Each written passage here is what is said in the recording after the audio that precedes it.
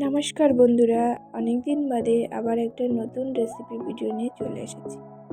আজকে রান্না করব ভোলা মাছের ঝাল। তো তার জন্য অবশ্যই তো লাগবে ভোলা মাছ। আর দেখো বেশ বড় সাইজের ভোলা আছে, তো 4 পিস ভোলা মাছ নিয়ে নিয়েছি। আর মশলা লাগছে সর্ষে, 2 কোয়া রসুন আর কিছুটা কাঁচা লঙ্কা। তো এটাকে ভালো করে বেটে নিয়েছি, আমি শিলেই বেটেছি। আর সাদা সর্ষে ছিল বলে এটাকে ছাকা লাগিনি। আর ভোলা মাছগুলো বেশ কড়া কড়া করে এবার ভেজে নিচ্ছি। দেখো ভোলা মাছ ভাজতেও যেরকম সুবিধা, খেতেও অনেকটা ভালো লাগে খেতে। কাঁটাটা কম আছে, তো তার জন্য আরও খেতে বেশি ভালো লাগে। তো দেখো যথারীতি আমার সমস্ত মাছগুলো ভাজা হয়ে গেছে। এবার তেলের ভেতর দিয়ে দিলাম কালো জিরে ফোড়ন আর বেটে রাখা মশলাটা জল দিয়ে গুলিয়ে দিয়ে ফোড়ন দিয়ে দিলাম। এবার আবারও 1 বাটি জল দিয়ে দিচ্ছি। ঝোলের পরিমাণ যে যেরকম পছন্দ করো সেরকম দিও। তো এবার দিয়ে দিলাম পরিমাণ মতো লবণ, হলুদ দিয়ে যতক্ষণ পর্যন্ত ঝোলটা জাল না হবে ততক্ষণ পর্যন্ত অপেক্ষা করব। আর এটা রান্না করতে যতটাই সময় কম লাগে আর খেতেও অনেক ভালো লাগে। তো দেখো যথারীতি আমার ঝোলে জাল উঠে গেছে। এবার ভেজে রাখা সমস্ত মাছগুলো আমি দিয়ে দিচ্ছি।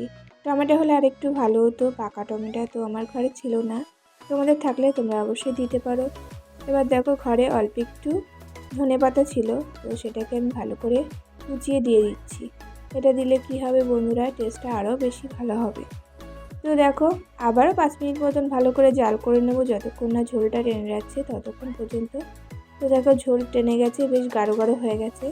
এবার উপর থেকে একটু স্বাদ বাড়ানোর জন্য 1 চিমটে চিনি দিয়ে দিলাম। চিনিটা দিয়ে ভালো করে মিশিয়ে নিয়েছি। এবার চলো নামিয়ে নেওয়া যাক। আর এই রান্নাটা তোমরা এরকম করে খেয়ে দেখো, অনেক ভালো লাগবে, অনেকটা সময় কম লাগবে। বাড়িতে আত্মীয় স্বজন যখন আসবে তোমরা এরকম রান্না করে ঝটাঝট তাদেরকে খেতে দিতে পারো।